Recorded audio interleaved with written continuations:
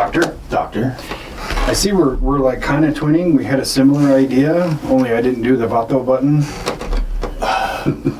I have to because it'll like open up and show my breasts if I don't.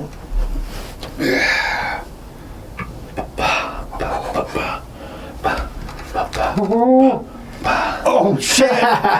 Oh shit! Yeah. I dig it. Those shirts are so much fun. Yeah. I'm gonna have to fucking. So I have the ones they're like this big, the faces, and I think I might put those on some fucking hoodies. Hell yeah! Just wear them to work. Keep it zipped down all day. Well. And I'll just, I gotta start growing my belly like all the other dudes at work, so I zip down my cubbies and just like... Let it hang out? Yeah. Yeah, you know, so that when a manager comes around and is like, hey, you need to zip up your coveralls. Can't. Yeah, look, it only goes to there. Got that big old fucking gut sticking out. Unattractive. Anyway, you want to talk about Stephen Greer? Yeah. Yes. Now, on a scale of... Actually, let me back up just a skosh. So when we did Billy Carson, I felt like we were fairly nice about it. Mm-hmm. We weren't just shit talking, being saying fuck this guy, he's an idiot. But on David Icke, we totally did that. So on that scale, where would you put Stephen Greer? I would put him somewhere in the middle, closer to Billy Carson, just because I think that he has a lot of information that seems valid, and he's putting information out on a website, so he is, putting the information that he has out there, but he's just such a fucking dislikable person. I have to agree on the scale. Like, if Billy Carson is 10 and Ike is 1, I would put Stephen Greer around a 6. But it really is... I'm willing to bet when you're talking to him about something that's not, the UAP alien stuff, he's probably pretty decent to talk to. Yeah.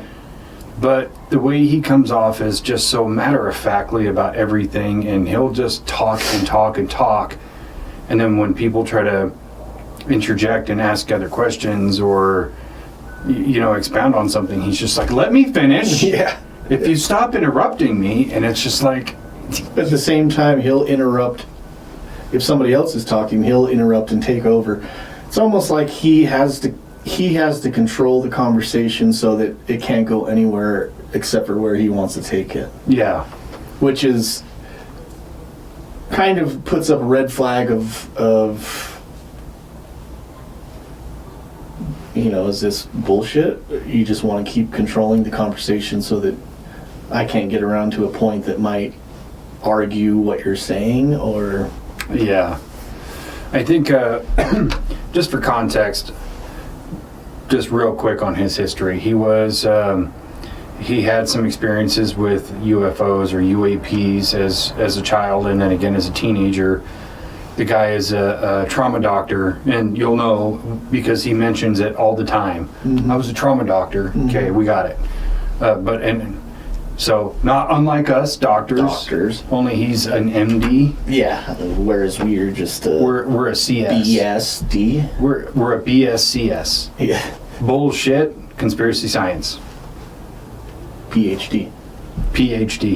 That's a fucking the whole alphabet there. We should start a coalition. Yeah. We could get a parade every year. The more letters and shit you throw into it, we just start throwing out acronyms, dude. Bang, bang, bang. Let's throw a division sign in there to make it really complicated. Like we're really smart. Like we can do long division. My phone can. Can you still do long division? Dude, I have photo math for my kids' math because I don't remember jack shit from doing math in high school. It's like, math is what you're going to need. Basic math, yeah. But all this dumb science math. Science, man. Yeah, I don't know. So I just like take a picture of it, and then it like does all the work and explains how to do it. So they'll ask me, I don't understand this, and I'll be like, I do. Click. You just have to blah blah blah blah blah. God, how did you not know that? Stupid. Your teachers not have photo math? What are they, fucking dumb? Let me plug this into AI. Look, so easy. So easy. No, yeah, I mean, I watched a number of his, and I have, continuously kind of kept going with what he's putting out. A lot of it is the same, and that's another thing. I guess you kind of have to, when you go on these different platforms, give your backstory, and it's like, dude, just cut the first fucking half hour of your spiel you're gonna do, because everybody's already heard it before. Yeah. Like, nobody gives a fuck that you worked for Clinton, and yeah, I read in all these presidents and all that, and I think if I was ever gonna sit down and do like an interview with him, I would ask him, go ahead and prepare all that stuff that you want to say on your history. We'll get that out of the way right away. You can just look at the camera and do that. I'm going to go into another room and do literally anything else. Yeah. But yeah, I mean, it is important context for him that he read in different presidents and members of Congress on all this stuff. And he just loves throwing around that he's the guy who does that. Yeah. Yeah, he's the one who went to Congress and did this and that and the other. But it's also kind of weird that with all the congressional hearings of the last couple of years, he's never invited to them, to be a speaker. Yeah. And I watched one this morning that he was talking about that with another guy that's in a similar spot as he is, not as well known, but they were talking about how, especially in this most recent briefing that they had, or hearing that they had, that they called like 5 witnesses, and none of them were people who had a lot of information. And that's one of the things that he talks about, is that that's part of the agenda of keeping everything quiet still. They don't actually want people who have information to come up and give the information out yet. Yeah. I mean, that sounds kind of legit, but I don't know, with people like Congresswoman Luna, who are actively trying to seek truth and seek, well, what they say is, they're actively trying to seek truth. You think that they would call the people who have the most information, or the most valid information. Maybe that's why they're not calling these people. Yeah, because she's, I don't know if she's like the head or second in command of the Disclosure Task Force, but I know that Greer and Luna have had, interactions, and they've had conversations and things like that. But it is just weird to me that they don't bring him in on these congressional hearings. And I'm not trying to hate on David Grush, but a lot of his stuff is second or third hand tales. Yeah. So it's like, why are you bringing up him if Stephen Greer has all this legit information? Yeah. And I kind of wonder if like the swearing in aspect plays into it, because at a congressional hearing, it's like being in court. You swear to tell the truth, and it's basically perjury if you lie. Yeah. So I kind of wonder if that's part of it, or if they're just like, no, we'll take your briefing in written form because we don't want to hear you talk for 3 hours straight. Yeah. They don't want him to commandeer the whole fucking Congress. Can you imagine some congressperson is like, ask him a question and you have 3 minutes. Hold on. And he's talking for like 10 minutes and they try to cut off. If you'll let me finish. Gosh. No, yeah. I was a trauma doctor. So, yeah, I mean, so there's this one that I was watching this morning.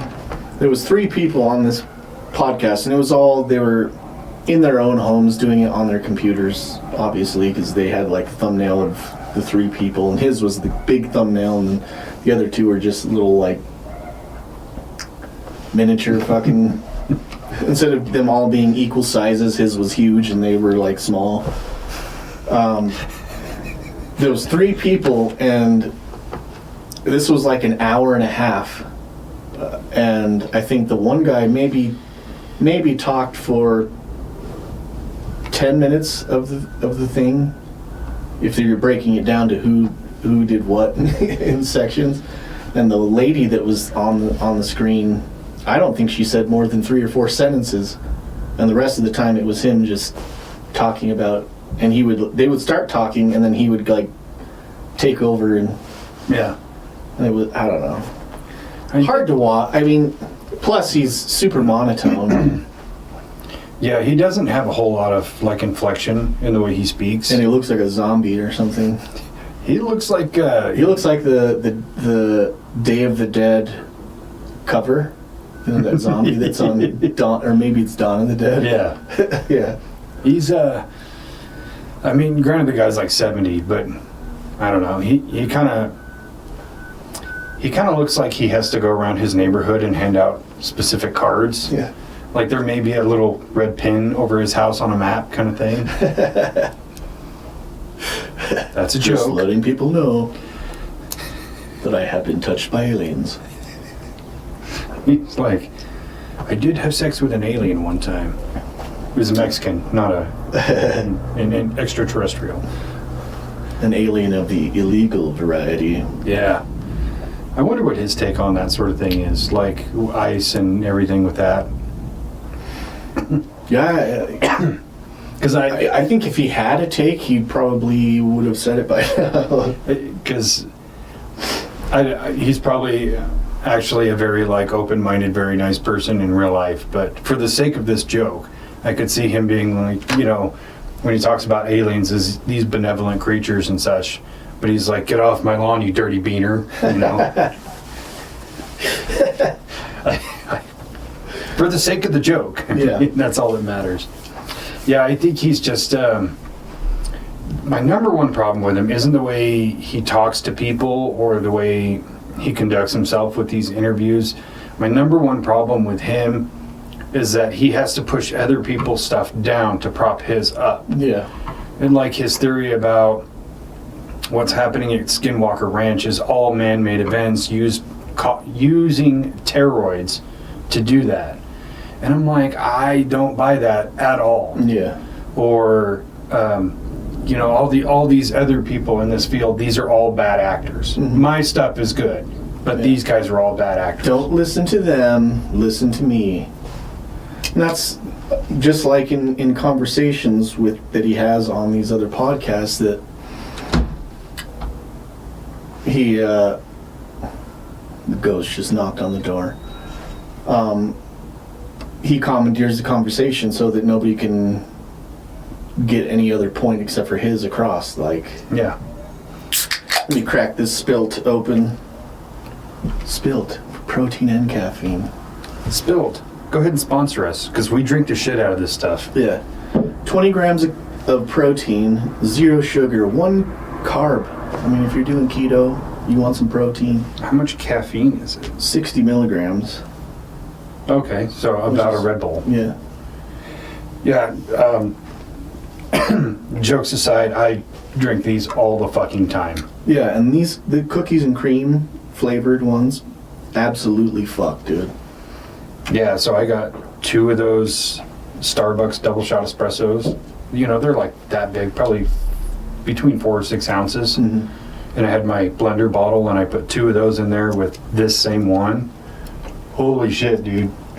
You feel like energized and pumped up at the same time. And it tastes delicious. Yeah. Yeah, I when they first came out, I was like, dude, caffeinated milk? That sounds disgusting. But they're fucking delicious. They only have like 3 or 4 flavors, and they're all bangers. Yeah. Every one of them. Yep. I digress. Stephen Greer. Stephen Greer. I bet he doesn't drink Spilt. No. He probably does some kind of protein, but Probably. Seems like he's in pretty decent he's in shape pretty for good shape for a 70-year-old. 70-year-old. Except for his skin. But not all of us can age like fine wine. I know. I mean, I'm 29 and I got all these city miles on me. Yeah. Just kidding. I'm 40. I'm 63 and I look like a ripe 46. I'm willing to bet when you're 60, you're still going to look like, 40. We'll see in 10 years. It's not 10 years. 30 years, okay. But yeah, it is funny that you never see him doing like panel interviews where there's multiple people to talk to. Yeah. It's always like a one-on-one. Or if he is like that one that you were just talking about with the two other people, he is dominating that conversation because the other people are too passive. Yeah. Girls, go ahead.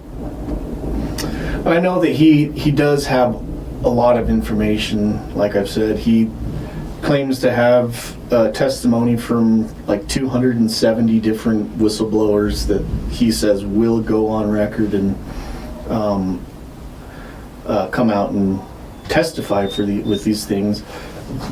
And over a terabyte of documents stored. Now he has them on. I guess it's on that website that you sent me. Oh, that double penetration double website? penetration website. Yeah. It's DPI Archive. Yeah. DPI Archive, and when he sent it to me, I was like, DP Archive? Ooh. Tight. Real tight. Ooh. I'm going to have to look at this one in private later. Now, speaking of DP, old Stitch is getting DP'd tomorrow. Well, maybe we shouldn't talk about that on here. You can't start that and then say we can't talk about it. Like, Stitch is getting DP'd. This could make a great social media clip. Tell us.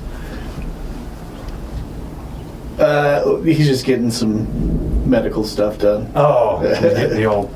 Yeah. Nice. But he probably doesn't want all that out there in the ether. But hey, you know what? I'm going to go ahead and say this. I know he doesn't listen to the show, so I'm going to go ahead and talk about it. If he wants me to stop talking about him getting butt fingered, then he should start listening to the show. Yeah. Fucking just listen to it. If you don't listen to it, you can't put out a fucking, what is it called, a no contact order, or a gag order on it. A gag order. Yeah. Anyway, enough about Stitch's butt. Yeah, the DPI archive, which has over a terabyte of information, documents that they've acquired through FOIAs, and they've spent the money to get all this information and government documents that talk about all these crazy UFO, UAP,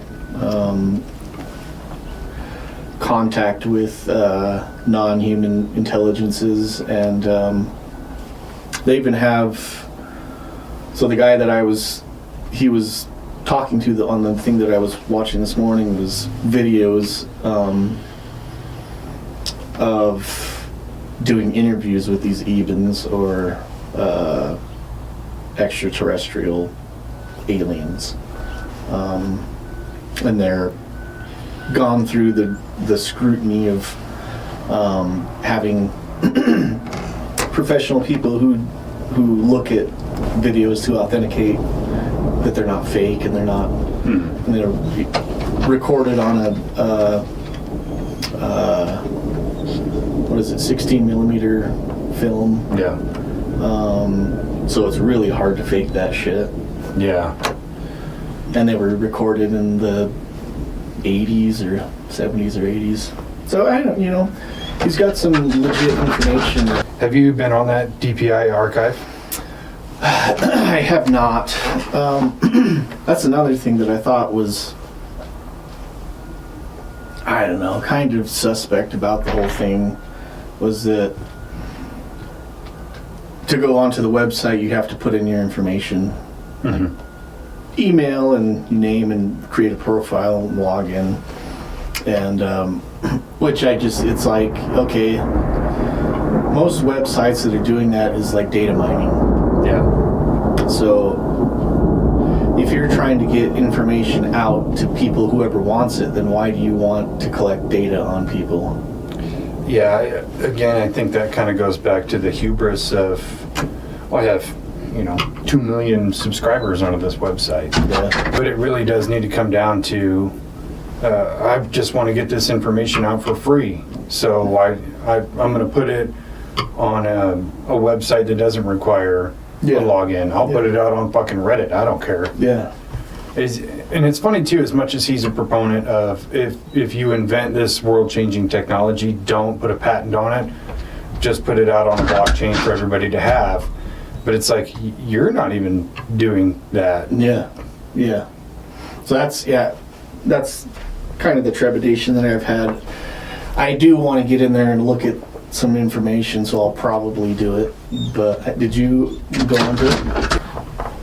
Yeah, I haven't browsed around on it a ton, but I did look through some of it.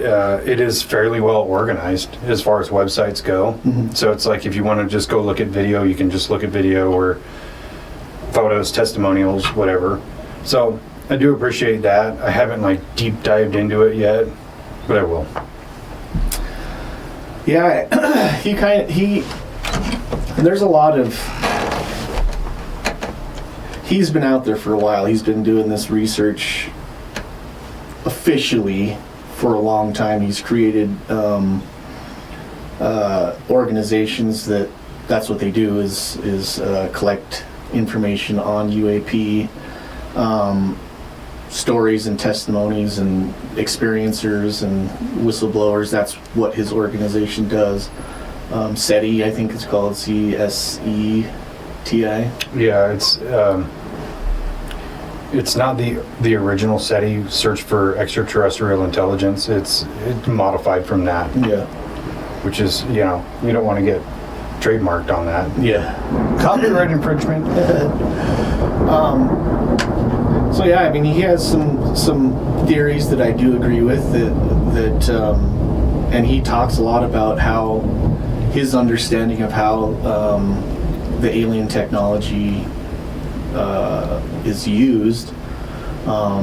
He believes that there is a cabal, a multinational cabal of almost like a black government that controls all the information and technology that they've developed unbeknownst to the mainstream government and the official state heads of these countries, but that they control the technology and the information that gets out to the public just because they can use it for power, the power structure. But he talks about how they developed from back engineering these crafts and having contact with NHIs, that they developed zero-point energy or gravity drives back in the 60s, and they've been using that technology ever since then. And that 95% of the UAPs that are experienced or seen, or that people talk about seeing in the sky, is actually man-made or replicas, which I thought was interesting. I do think that that's probably accurate. I think so too, especially with the revelation of Ross Coulthart coming out and saying, I know a guy who told me that the Tic Tac UFO is owned by Lockheed Martin because it was manufactured by them. Yeah. And I think we talked about it, but the one that Fravor chased, which was just fortuitous timing because they were testing a new radar system, and they're trying to see if they can outmaneuver the best Navy pilots. Yeah. We're talking the top echelon of fighter pilots in the U.S. against this new radar system. Let's just see what our thing can do, Mm-hmm. But him coming out, and I think Ross Coulthart is 100% credible in everything. Yeah. Because he's an investigative journalist, and he's vehement on finding the truth, not look how cool I am. Right. He's like, I'm already on TV. I don't care. I want the truth. So him saying that in conjunction with what Greer was saying, that most of these things are man-made, I'm like, yeah, it makes sense to me. Yeah. Or even, what was it, early 2023, I think it was, there was like 3, 4, 5 objects shot down across the globe. Yeah. Like one in Russia, one in China, and 3 in the US/Canada. You talking about the weather balloons? Yeah, Yeah. the weather balloons. Did you see that video of the one that got shot down? No. It's really interesting, and you see like the fighter pilot fires their Hellfire missile at this object, and the object kind of turns right before it gets hit, but it almost looks like it hits a shield. If you really slow it down and look at it like an invisible shield. Are you talking about that one where it splits into different pieces? No, that's a different one. Yeah. That's also fucking bananas. Yeah. And then it's like it splits in pieces and then comes back together. Yeah.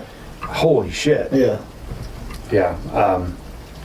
Man-made technology like that is crazy to wrap your mind around. Yeah. But that's what he claims is that he says that their technology that they have is probably 1,000 years ahead of what is in the public domain.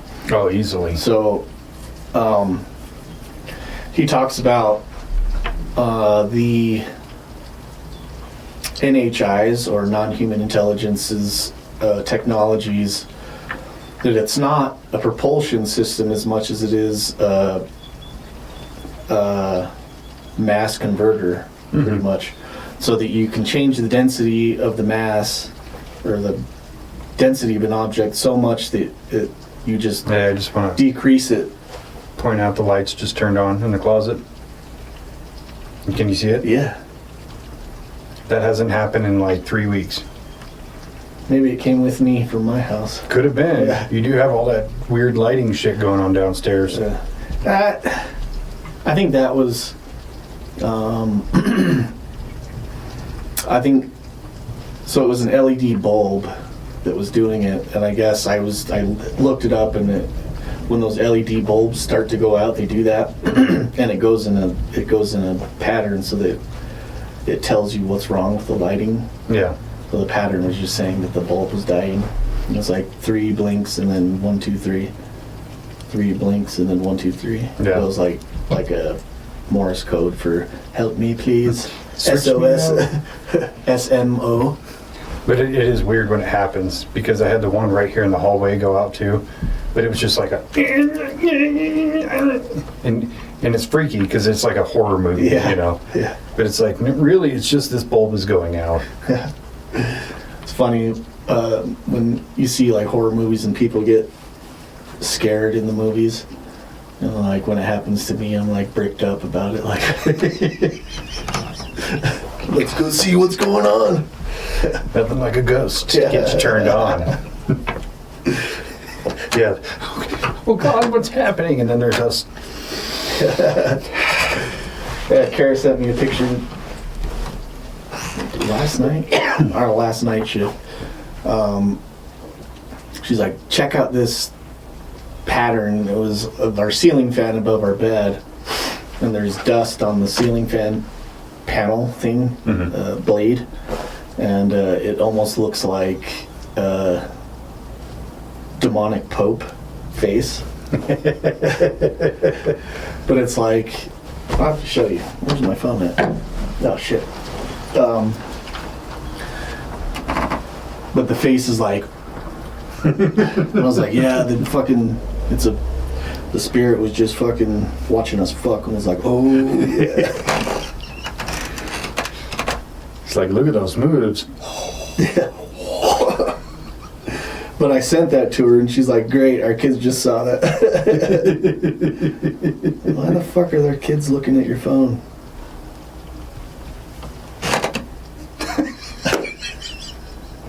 Show the camera that. See if they can get the... It really is. Yeah. Woo! It's got the wrong whole face. Yeah. Oh. So yeah, I guess there's He's got the Stitch face. yeah, an evil Pope has been watching what we're doing in the bedroom, horrified Or impressed. or impressed, just like, oh shit, The cream is rising to the top. But yeah, Stephen Greer.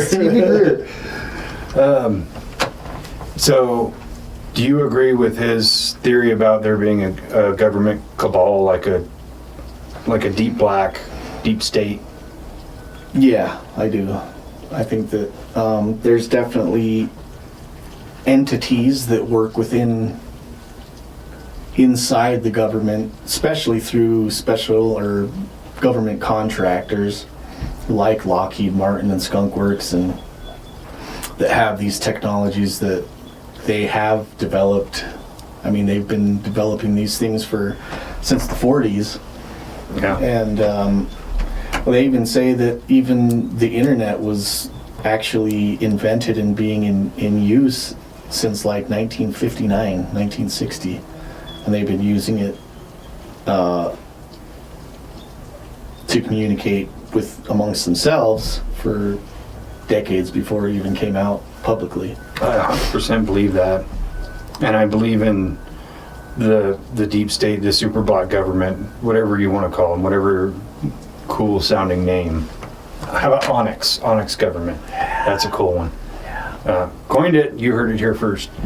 I do believe that, but I also believe it's a very fascist system because corporations have to have a huge hand in that. I mean, you think about if we have the ability to have electrogravitic vehicles, who does that hurt if we have them? Well, it hurts the oil companies, it hurts automotive companies, things like that.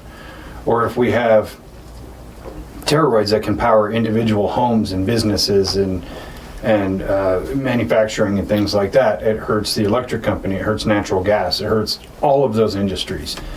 So we're talking trillions upon trillions of dollars of lost profit if we have these technologies that the government allegedly has. Mm-hmm. But I also look at it from the perspective of the government we have that we know is retarded. Yeah. Right? There's no way that, and I'm going to throw a stone here, that like the Trump administration is capable of what's happening behind the scenes. Oh, yeah. There's no way the Biden administration could do it. There's no way Congress and the Senate of the last 60 years could do these things and keep them hidden. They can't even agree on logical things, yeah. Right? Well, that's what he even talks about, that is that in the beginning of the programs, they were officials from the government that were kind of read into these things. But as it started progressing, they realized that with them being in the public domain of the government, that it could be a case of the public demanding information about it, and so it went private sector. And so all these people, that as they were retiring from the government, they would quit the government and then go to work for these Lockheed, Skunk Works, private contractors, so that you could keep the information private but still get the funding from the government, the official government, so you could keep all these secrets without being against the law or against which keeping a secret like that away from the president, I guess, is against the law. Yeah, so there's been several presidents from JFK, Trump, Obama, Clinton, what's the other one, the guy from the 80s? Reagan? Not Reagan, the other one, Carter. All these presidents have tried to access this information and they just get cock-blocked on it. Yeah. Which to me is fucking bonkers. Yeah. You're talking about the foremost leader of our country can't get information within the government that he is in control of, that he is the commander-in-chief of. Yeah. To me, that's just crazy. Yeah. But to your point, it makes perfect sense within the legal system where the government had, let's say like the Roswell crash, which is totally an alien, or, an NHI. It's not a fucking balloon. You're never going to convince me of that. But they retrieved this, this flying saucer, as they call it, and instead of the government keeping it because you are subject to classifications and things like that, and later on FOIAs, where we could request documentation on that sort of thing, they kind of have to give it to you. But if you give it to a company like Lockheed and their Skunk Works division, they could put a patent on it, and a patent is locked. Nobody else can look at it besides the patent holder and the people in charge of the patents. Right. So now it's under lock and key, but Lockheed now gets all these contracts from the government as kind of a sweetheart deal of like, okay, we'll reverse engineer this, but we want you to buy our planes. Yeah. We want you to pay for our stuff. Yeah. And not go over to McDonnell Douglas or whomever and buy their shit. You have to buy from us. Yeah. And even the people that for the most part work for these companies, not Lockheed, Skunk Works, Northrop, all these major players, I don't think they have a clue of what it is, and they just compartmentalize all the things. Like they order certain parts from here, certain parts from there. Yeah. Have these guys develop this, these guys develop this. They don't know what it is. They're making parts, and then they buy these parts to assemble it in whatever way that they know how to do, at different locations or black sites that are these DUMBs, probably deep underground military bases that are so secretive that nobody knows where they are. You mean like in Dulce? Sedona, fucking right out here. Dugway.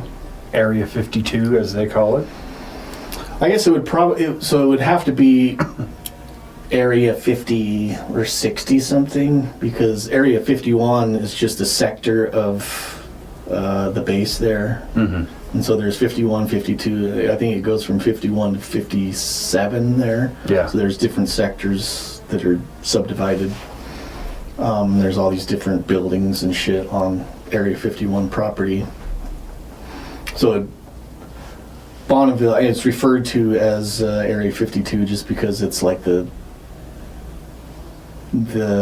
It's a cultural nickname. Secondary place of this shit was taken to. Even though there's a ton of other ones. Yeah. Even some alleged to be underwater. Mm-hmm. Or under the Denver airport, that sort of thing. So yeah, it is just a cultural thing. But I agree with you. I think that in conjunction with a lot of these big players, like Lockheed or EG&G or whomever, they work hand in hand with the government, because the government employs people to come in and reverse engineer, but they're so compartmentalized. Like Bob Lazar's story. Yeah. Like you weren't allowed to talk to these other people, but you were only tasked to look at this one aspect of it. Right. But this guy over here, he's looking at the bodywork, and this guy's looking at the propulsion, and this guy's looking at power source. But they're doing this and then sharing information with these companies to be able to reverse engineer all this shit. Yeah. And that's where I really do applaud Stephen Greer's merit on finding this information and really pushing this agenda of disclosure. Yeah. I think for all of his misgivings and his attitude and the way he approaches conversation and things like that, and his ego, I think deep down he is doing really great things. Yeah. Yeah.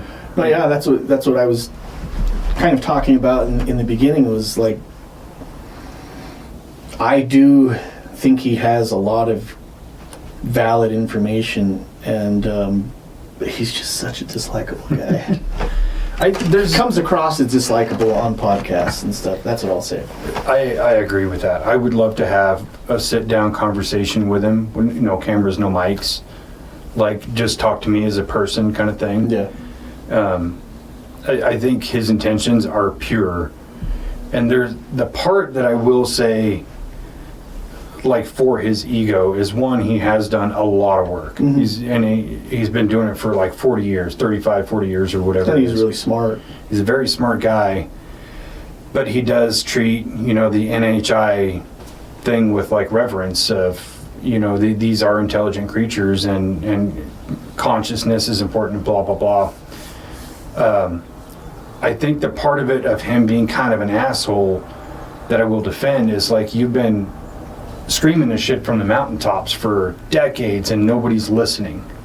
So I kind of understand why you become a bitter old man about it, because you want this to come out. You want humanity to be better, but everybody seems to kind of be in opposition of you. Yeah. So there's a part of that I do get. Yeah, and the information that he's putting out is a little bit different than the mainstream narrative, especially in pop culture, where so he's talked about this on a few different podcasts or interviews that he's done, where the narrative that has been put out in the mainstream is one that drives fear about aliens and non-human and even just multi-dimensional stuff in the past.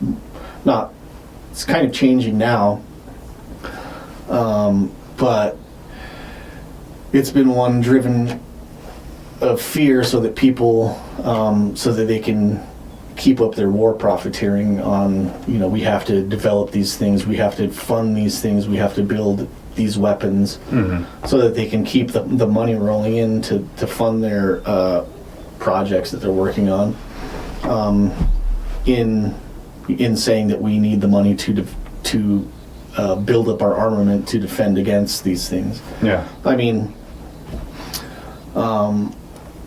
but he says,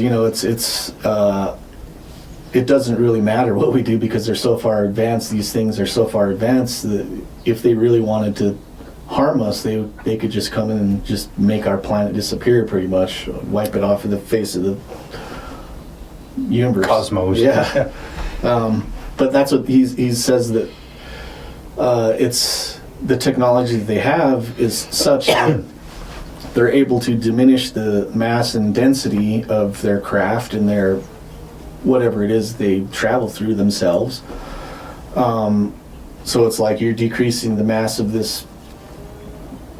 and density of this can right here so much that it just disappears out of existence in this dimension and reappears in somewhere else. Yeah.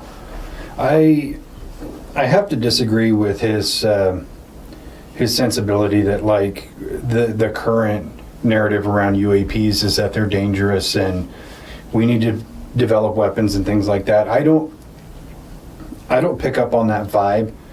I get it through like the 80s and the 90s and even the early 2000s, where pretty much any movie that had to deal with aliens was like a scary horror movie, or except for Mac and Me, dude. Oh yeah. Okay. I can't believe you just went there. Yeah. The fucking dad alien looks like Travis in his suit. Like. You ain't wrong. Yeah, I think for those like 3 decades, that was it. Because you think about movies like War of the Worlds, Independence Day, Arrival, even the Travis Walton story Fire in the Sky, when they made the movie, it's nothing like his story, and it shows these aliens as being like these terrible creatures that torture you and do tests on you and shit. Like, the media pushed that agenda. I do think that's government driven, but the agenda now is you kind of look at like Lou Elizondo as the government figurehead of that, and where he's saying they exist, they're real, we don't know where they're from or how they do what they do and things like that, and we need to actually study it. It's nothing negative or malevolent in any way. It's just we don't have enough information. Yeah. Do I think he's totally truthful? No, but I do think he is correct about we need to actually study these things. Yeah. And I do understand the trepidation of fearing the unknown and not going into something, researching something that you have no idea about and you don't know the capabilities of what could go wrong.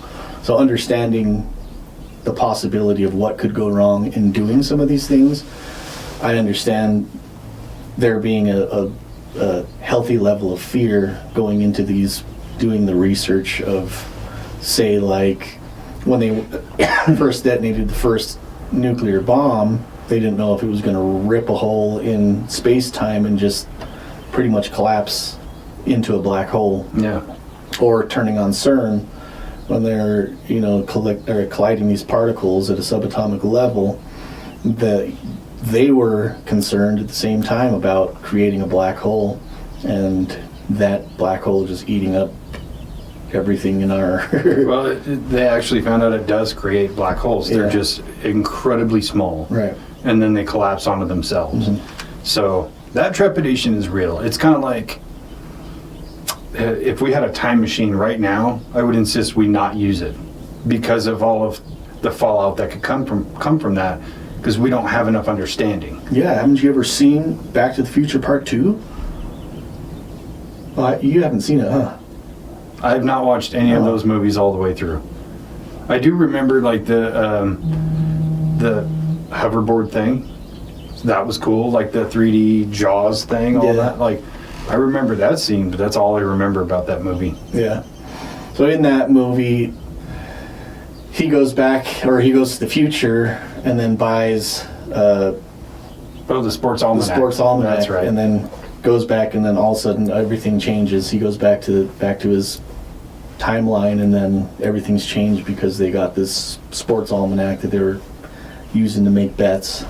Yeah. And changed the course of history for him, or changed the course of future for him. Yeah, basically creating a branch timeline. Right. Have you ever seen the Family Guy joke about Back to the Future 2? No. So Doc Brown comes over to pick up Marty and his girlfriend, and you know the scene where they're in the car and he starts flying away, and he's like, "It's about your kids, Marty." And he's like, What's happening with our kids in the future?" And he's, "Your daughter marries a black man." I'm okay with that. Oh, you are? Okay, I'll just take you back then. It's pretty fucked up. But that's Family Guy. It's funny. Yeah.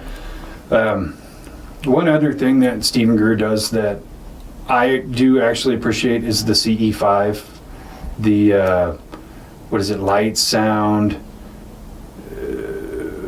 consciousness. It's a triangle of those three things, but basically they come in and invite UAPs in, and I've delved into it a little bit. It's actually really good, like meditative exercises and things like that, so I genuinely enjoy that.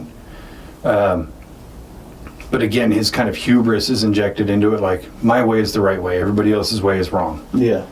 So I like that. And I do like the documentaries he's done, especially The Lost Century. That was such a good documentary. Yeah. Even though 90% of it is him standing on a stage talking, the information he's presenting is not his normal, like, matter-of-fact way. It's kind of like, and this man made this, and this is what happened, and then he died mysteriously. Yeah.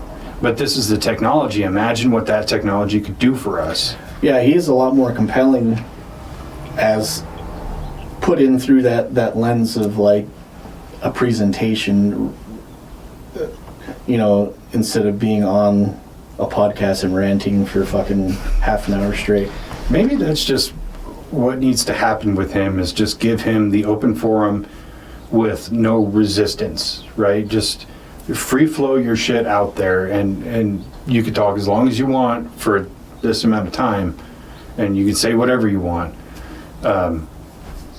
Maybe field questions, but have them written, because he doesn't like to listen to anybody talk ever. Yeah.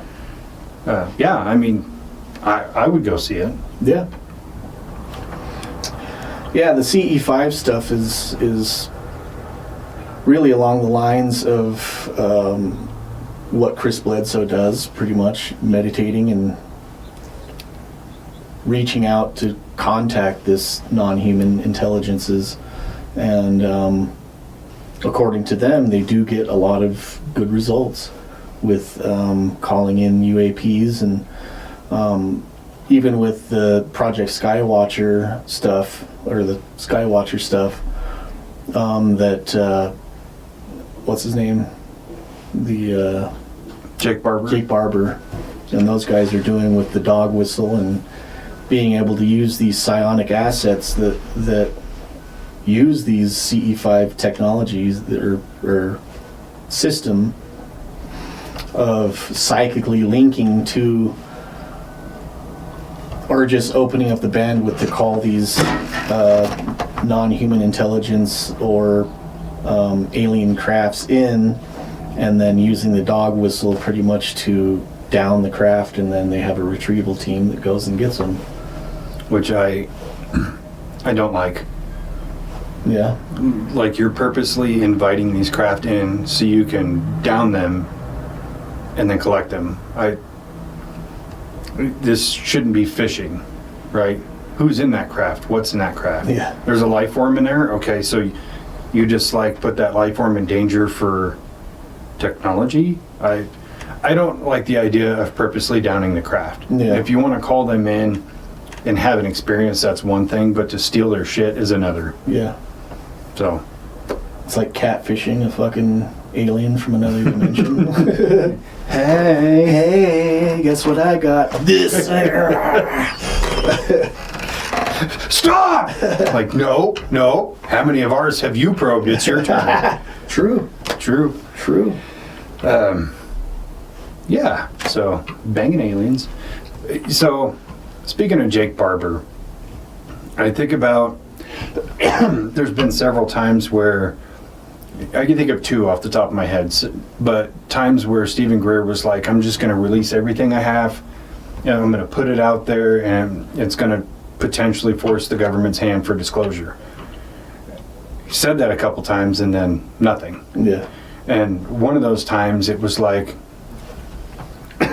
this Friday, pay attention, this Friday, I'm dropping everything, it's coming out.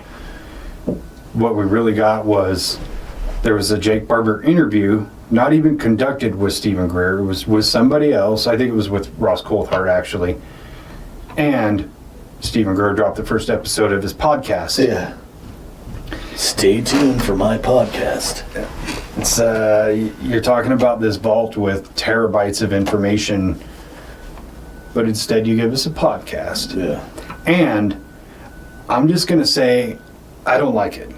Because it's clearly filmed on a fucking phone using his like wired AirPods, and dude, you can't afford a camera? I can afford a fucking camera. Yeah. With a real microphone. Yeah. Put some effort into it, some production value. Yeah. I mean, it's not like you got to edit it. You just talk for like 3 hours straight.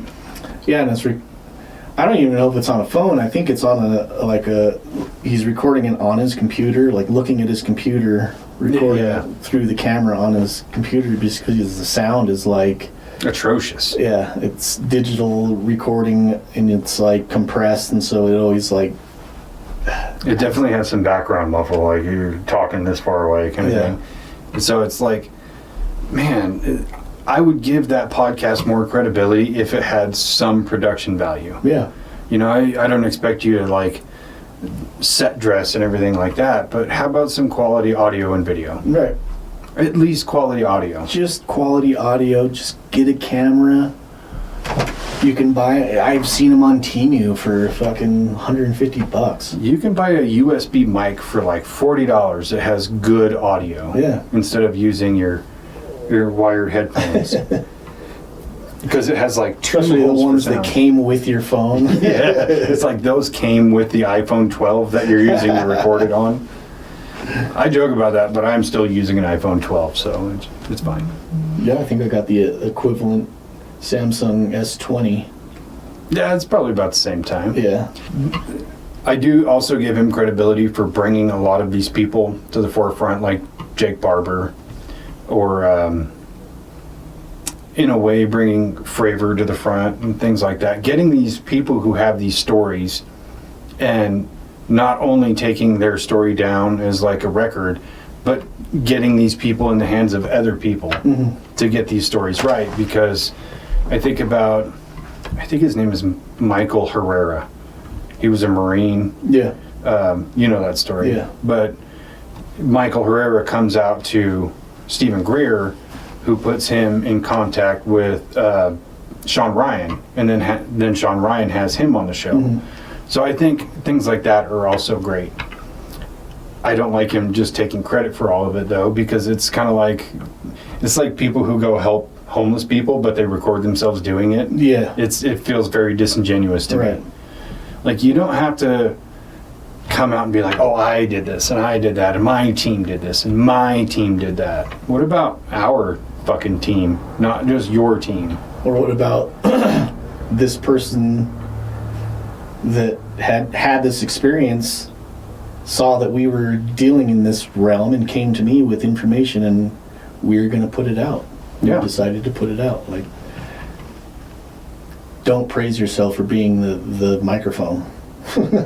Yeah, you can be the mouthpiece of an organization, but that doesn't mean you are all of the organization. Right. It's kind of like at work when a lead takes credit for everything that happens online. Like, no, the operators did that under your instruction. Right. You are one piece of the whole. That's all it is. Yeah. What do you think about his beef with Lou Elizondo? Yeah, Lou Elizondo is one of those people that Stephen Greer calls as a kind of a fake agent, right? A bad actor. A bad actor. I think it's dumb. I do see how Lou Elizondo and a lot of the people, even Grush, could be used as misinformation agents, even without them knowing, without their knowledge. You know, they're given, they're shown, basically shown things or given information that they know that they're going to put out for the sake of driving a narrative, unbeknownst to the people who are actually putting the information out, like Lou Elizondo. So, you know, having beef with him, again, I think comes back to his ego thing, saying, you know, where he, don't listen to him, listen to me. I don't think that it's really justifiable that he has beef with Elizondo.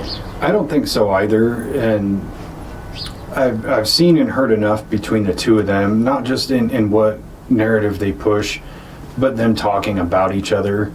And I've seen plenty of people ask Lou Elizondo, you know, like, do you have a problem with Stephen Greer and things like that? Oh, no, not at all. You know, I think what he's doing is great and blah, blah, blah. And people ask him, would you debate him? He's like, I don't think we have anything to really debate about.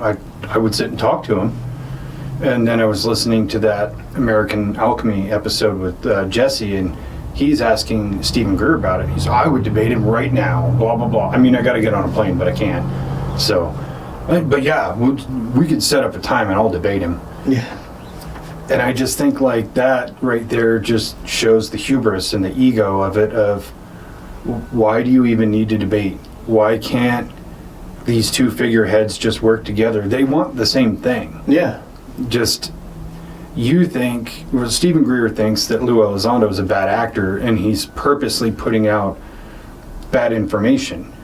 I don't think that's the case, right? I mean, it has happened, like the one time he showed like a picture of a UAP and it was debunked on the spot. Like, that's not a UAP thing. And then he had to backtrack and say, like, you know, I messed up. I was given this morning and blah, blah, blah. Like, yes, that hurts your credibility. But if you were given that information and told it was legit and you present it, it's not really your fault. Yeah. It's the fault of the person who gave that to you knowing it's not true. Right. So if it happens by accident, it happens by accident. If you're purposely putting out bad information, yeah, it makes you a douchebag. But I don't think that's the case with Lou Elizondo. Yeah. But I don't think Stephen Greer's got enough like foresight to think about it that way. And in that episode, he even talks about people who put out wrong information unwittingly. Like, I can forgive that, just clear it up. It's like, okay, Lou Elizondo has done that. So I just don't see where the disconnect is. Like, these two people are very important within the realm of UAPs and disclosure and all these things. Why not just figure out a way to work together? Yeah. Doesn't make sense. Yeah, I totally agree. Like, they're two people working from different angles or different positions within the government, or their roles that they have played in the government, working for a common goal. But again, who's to say that people aren't feeding misinformation to the people who are willing to put information out in order to drive a narrative of whatever their whatever their gain may be. I also, for my own edification, I have a problem with Stephen Greer calling other people bad actors when Rick fucking Doty is on your team. Yeah. That is the most untrustworthy person in all of UAP lore. Yeah. But you're going to take his word over Lou Elizondo. I can't buy into that. And also, if you're going to call people out for spreading misinformation and being bad actors, but you have on record things that you've done that call into question your own integrity. Are you talking about the flares? Yeah. Yeah. So Jesse actually asked him about that on that episode of American Alchemy, and he's like, I would never do that. I don't have the resources for that. Whether he did it or not, I don't know. I wasn't there. Would I put it past him? No. But there's a lot of testimony to say that actually happened. Yeah. And for context, he was doing a CE5 thing, and he had secretly paid an airplane pilot to fly his plane over and drop flares out of the window so it looked like UAPs for the audience. But yeah, it just seems too questionable for me. Yeah. But again, it goes back to that photo from Lou Elizondo saying this is UAP when it wasn't. The only difference is, one is you were kind of used to put out false information. The other one is you put out false information yourself. Yeah. So, especially in that thing where I'm pretty sure these people pay to go out and do the CE5 sessions. Oh, yeah. And so people are paying for something, you want to make sure that it goes well, so you just create something for them to look at to give them an experience so that they can go back and tell everybody, this is real, we should all do it, you should all do it. And so everybody, more people go pay for this 100%. Experience. It's just like when somebody owns an actual haunted location and hosts, ghost hunts or ghost tours, they make some shit happen. Yeah. It's a showmanship thing. Like, you're selling a product, so you got to make sure that product works. Right. Because if I paid for, a CE5 thing and I went there and nothing happened, I would feel like I wasted my money. Yeah. Even though I didn't, you're going out there to learn this skill, and it's a skill, you have to build it. It's not going to just happen right away. But a lot of people don't look at it that way. They're like, I spent $250 to be here and to learn how to do this thing, and nothing happened. You'd feel like a waste. Yeah. So there's a part of it I get, but the part I wholeheartedly disagree with is challenging anybody else's credibility when yours is already on the line. Right. And that's where I kind of question that if it's a deflection tactic of his credibility getting questioned, and so he just no, this person is fake. No, this person's fake. Yeah. Deflection tactic that he started using just to throw people off the scent of what he was maybe manipulating himself. Yeah, and that comes back to what I was saying earlier about pushing other things down to prop yours up, like the Skinwalker Ranch thing. And to be honest, that bugs me more than anything else, because you are not going to convince me that's what's going on. Yeah. There's too much varied phenomena there for that to be the truth. Yeah. So, not buying that. And I personally, more so than watching Greer and Elizondo debate, I would love to see Greer sit down with Travis Taylor. Yeah. Because, I'm a big fan of Travis Taylor. I sing his praises all the time. because he's, you know, like the rock star scientist. You know, it's like, let's fucking make it punk rock. Right. But I would love to hear those two sit and talk about it, and I really want to hear Travis Taylor's response to the whole Terroid man-made thing, because I think he'd be like, hold on now, let me put you in your place, bud, and then I'm going to fire a rocket at you. No, that would be a very interesting. Yeah, I'd pay to watch that. Oh, fuck yeah. Yeah. But that again kind of comes down to, wraps back around to like his credibility and hubris, where of all of the things that Stephen Greer is wrapped up into, why is he not kind of part of that Skinwalker Ranch thing? Because you could categorize all this stuff. You know, you've got UAPs, and then you have paranormal phenomenon, you have government conspiracy, and blah, blah, blah. But Skinwalker Ranch is kind of like one big all-encompassing thing, because it has all that shit on this one ranch, which is why it's so interesting. Yeah. So why wouldn't Stephen Greer try to be part of that in some way? Well, yeah, especially the way that he talks about paranormal events. He doesn't believe in ghosts and spirits. He thinks that it's all interdimensional beings, which we're kind of on that talking about of like, are these ghosts or spirits just entities from a different realm that are, you know, the veil gets thinned and we are given a glimpse of these things, or they're at the right frequency that we're able to pick it up. So that's what he talks about. And so, I mean, we've even talked about on the show about wanting to do investigations like that on Skinwalker Ranch of a more paranormal style, talking about ghosts or these entities from different dimensions that come across into the frequencies that we can pick up. Yeah. So I don't see why he would be such a hater about it. Yeah, and especially, I mean, there's been stories about UAPs over the basin for forever, right? There's been, you watch the show and there's a UAP like once an episode, and it's legit, right? So why wouldn't you be more invested in finding out the truth about that? And I think that really just kind of comes down to the ego and writing it off with such a simple explanation that doesn't make sense. Yeah. Well, even the Native American rock art in the area there, which a lot of the stuff is similar to rock art around the world, but it's showing people on the ground and then things in the sky and then these other beings that are way bigger than the people that have horns or like have different characteristics of human anatomy, the 6 fingers or 3 fingers or different tridactyls. Yeah, tridactyls that are depicted.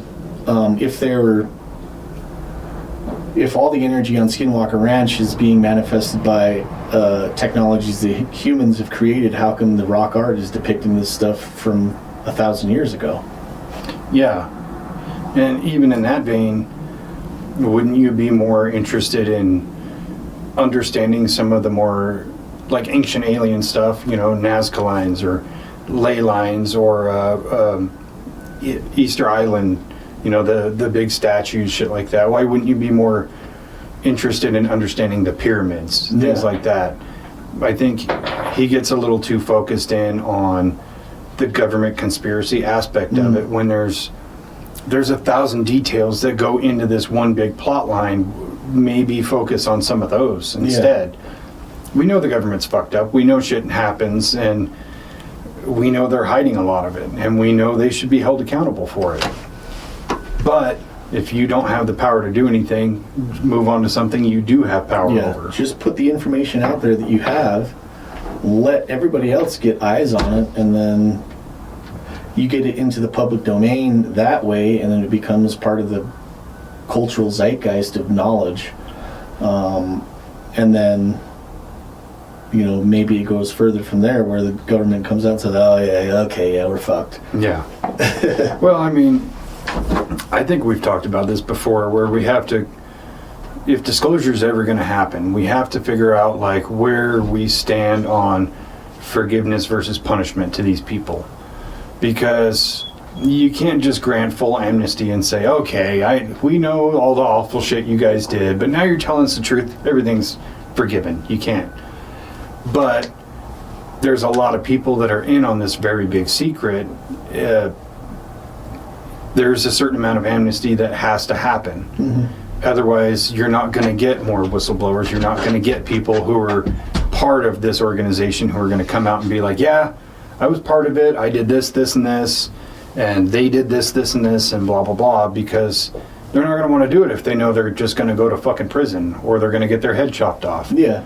So I think there needs to be some amount of amnesty that we have to kind of collectively agree on. Mm-hmm. The people who are passing down the orders like, go kill these people because they know too much, or go murder this person's whole family, the awful shit that they've done to keep the secret, we can't let them off the hook. Yeah. But the people who are in charge of the fucking paperwork aspect of it, or scuttling information or whatever, the people who have committed nonviolent crimes, like, yeah, let's let them off the hook. Yeah.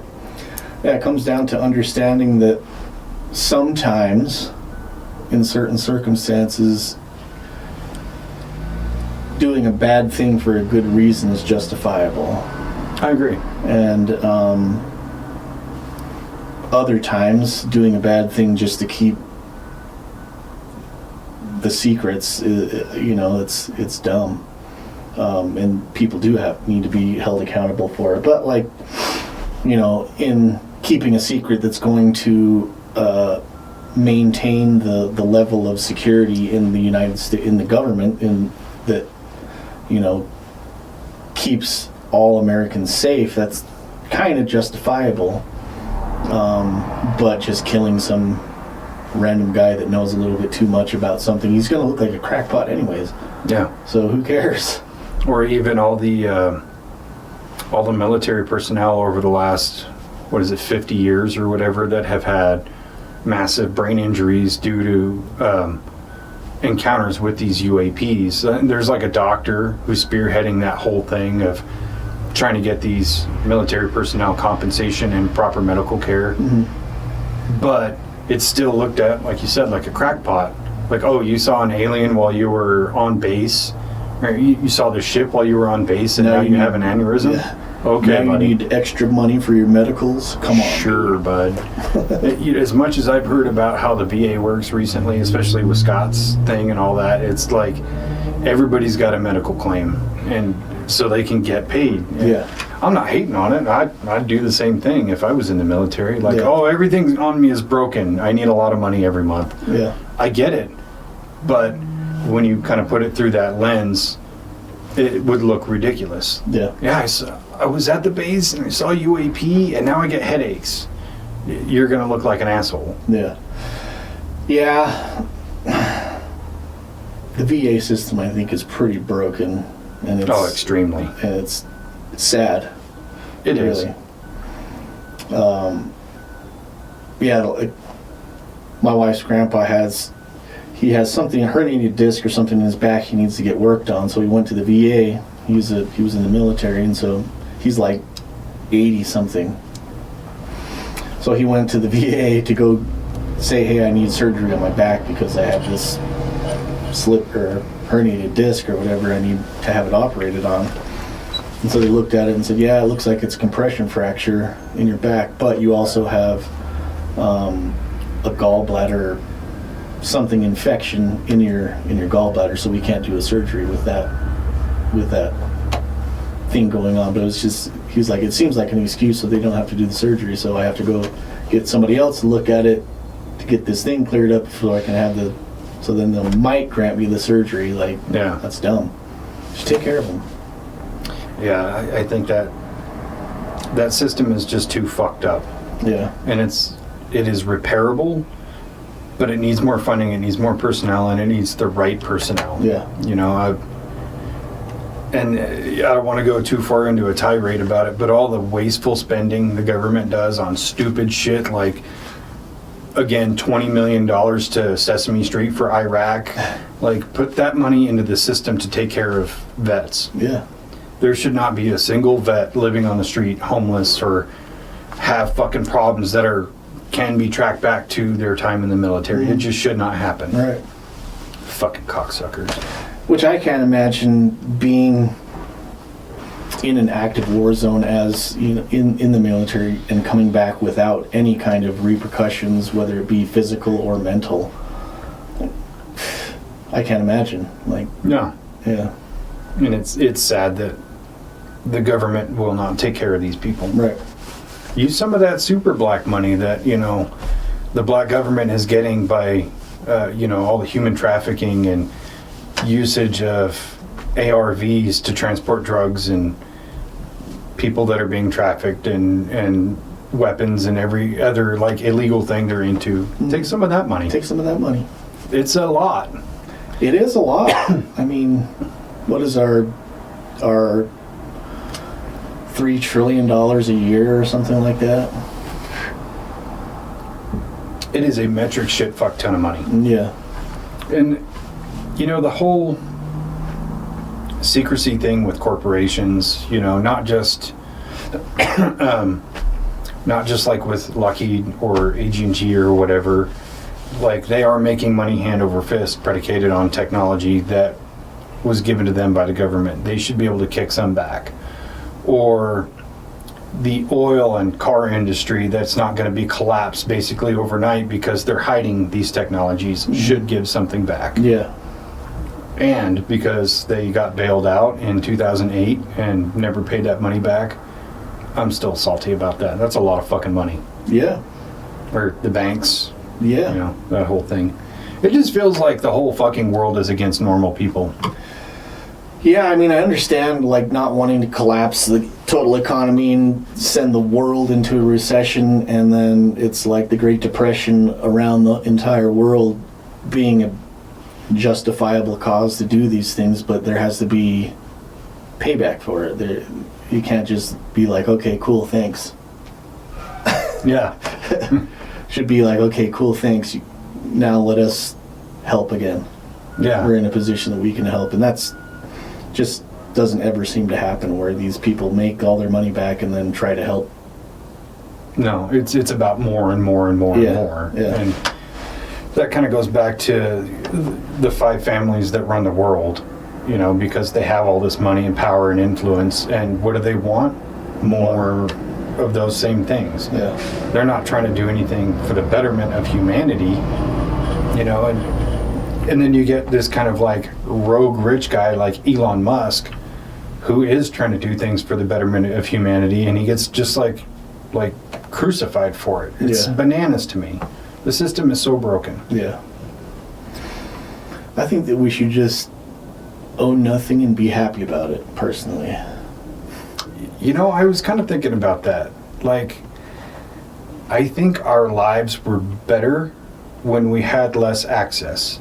And I don't just mean social media or the internet, but when we had less altogether. Yeah. You know, you think about like in the 90s, you wanted to watch a movie, you go to Blockbuster, you rent the movie, you bring it home, you watch it, and you have to return it. And then you have the memory of watching that movie and the memory of sitting down with your family because that resource was finite. Like, we have this movie for one night, we're going to watch it 2 or 3 times or whatever. Yeah. And you had more enjoyment out of it versus now, because of streaming, you can watch basically any movie at basically any time, and then you end up looking at your phone anyway. Yeah. So, like, the value has gone way down in that sort of thing. Oh, yeah, there's movies on, like, Netflix and Hulu that, when they came out, I was like, oh, man, I want to go watch that. Never got around to doing it, and now they're on these streaming platforms, and I see them like, oh, shit, I want to watch that movie. Swipe. Next. I mean, Ballerina, the movie Ballerina in the John Wick universe, it came out in the theaters, and oh yeah, you know, we're gonna go watch that. Never got around to it. It's on Stars now. Yeah. And I have Stars. Yeah. Still haven't watched it. That's how 28 years later was, but it's kind of, I heard there was a fucking 10-minute scene or something with this fucking zombie running around with this huge cock, and I was like, I don't want my wife seeing that, dude. That scene comes up. Babe, don't look. Close your eyes. Wow, impressive. Jesus. Have you seen it? No. Oh, I watched I didn't know a fucking zombie could get a black eye. It just came out on Hulu like maybe almost a month ago, and I still haven't watched. I keep on seeing it, like, oh shit, I need to watch that. See what else is on here. Oh, I need to watch that. Rick and Morty it is. I watched it. It stands to reason that 28 years later, all the zombies have no clothes on. Just, running through the forest and shit. It's going to get tattered and torn off. Mm-hmm. The problem is the alpha zombie and his fucking hammer just swinging around. Like, I hope they paid that actor really well. Yeah. Because he was probably very cold. I mean, you couldn't tell by looking. Yeah. If that's him cold, holy shit. The fear of running away from an alpha zombie with a giant dick is pretty high for me now.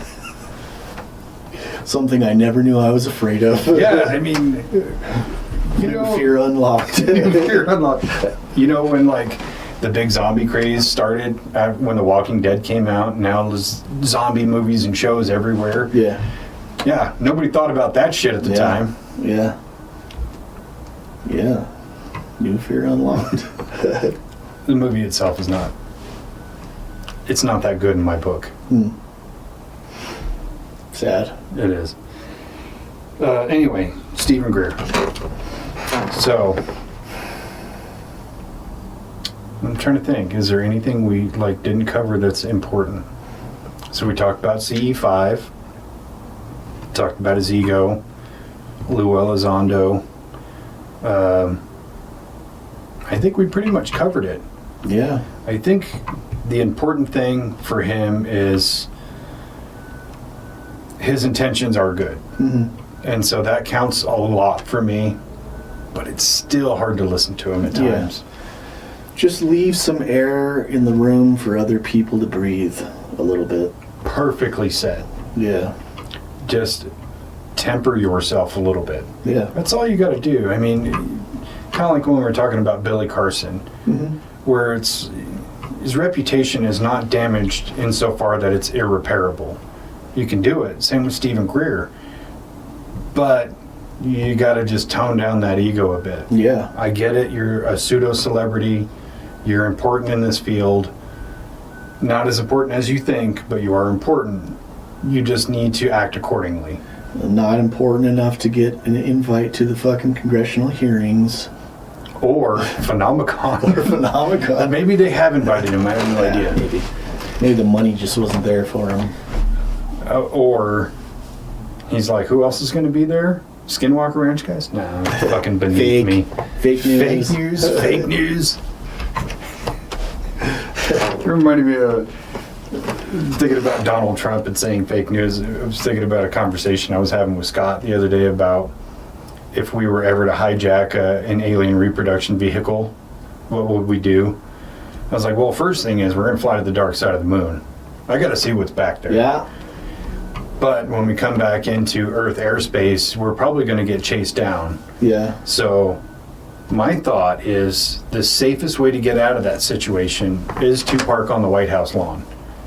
Just fly it right down there, land on the lawn, and get out, because there's going to be cameras on you and shit, and they're going to be like, is that an alien? He looks like a normal dude. And then you're going to see like Trump out the window. Is that Dave-inci guy? Handsome guy, tremendous show, just saying. But yeah, that's like walking out of it with like fucking Top Gun, like high fiving. Yeah, dude. I'd probably, if I did that, I'd probably just cruise around probing people, dude.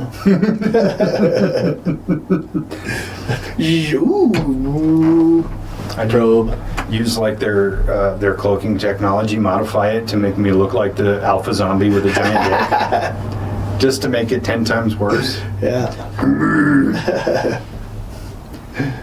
Fair enough. Fair enough. If I had I cannot be trusted with an ARV. Cannot. Yeah. Let's take that back. If there's any ARVs out there that want to give us a ride, we're not going to probe people. We're just joking.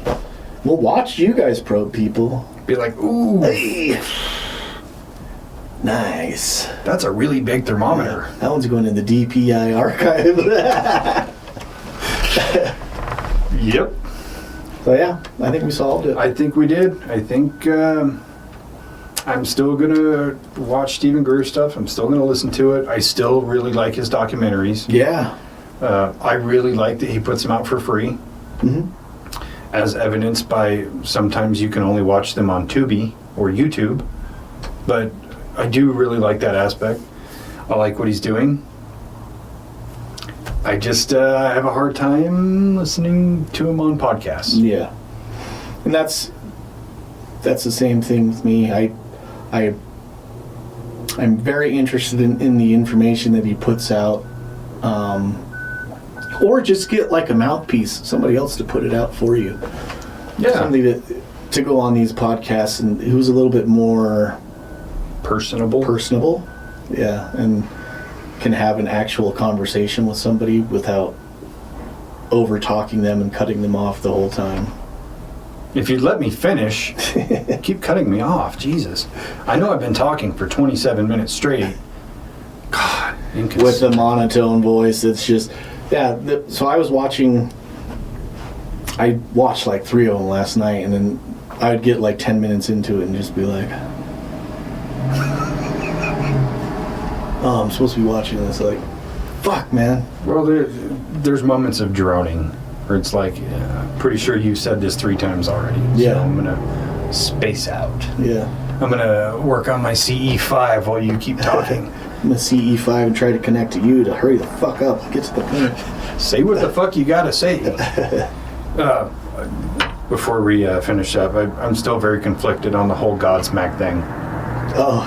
But that was still a very cool story for me, being such a huge fan of Sully Erna and finding out that he's neighbors with David Fravor, and that's how he got connected to Stephen Greer.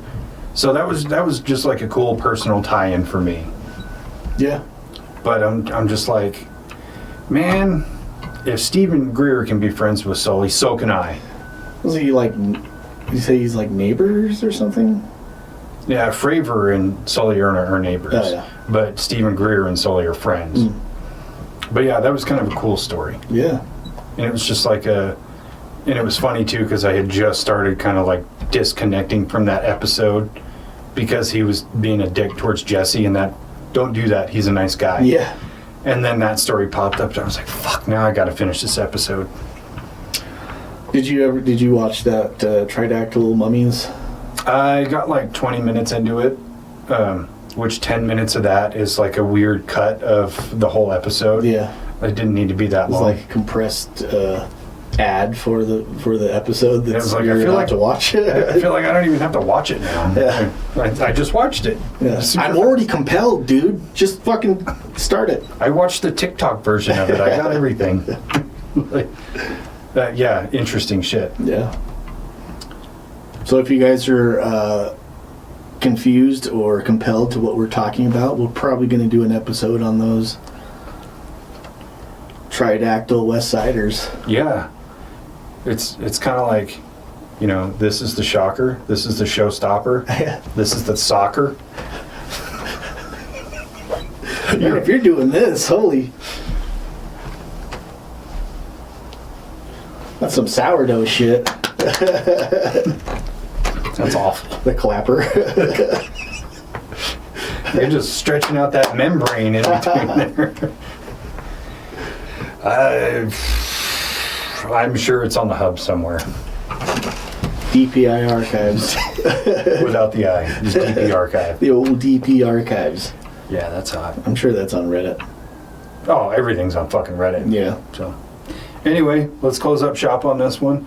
I'm glad we talked about Stephen Greer. It does go into the David Icke, Billy Carson kind of realm of things. And if we're going to beat up on those guys, we got to beat up on everybody else too. Yeah, I mean, we've alluded to Stephen Greer in many episodes, and finally got a fucking deep dive on him. So Yeah, I mean, usually it's just a passing shitty comment about him. So Yeah. it's nice to be able to expound on that and say I don't hate the guy, but this is the problem I have with him. right. But he does good things. Yeah, and even just noting that if we're bringing him up in all these different episodes where we're talking about UAP and alien subjects, and he pops up in those. I mean, he's definitely in that vein. So It's true.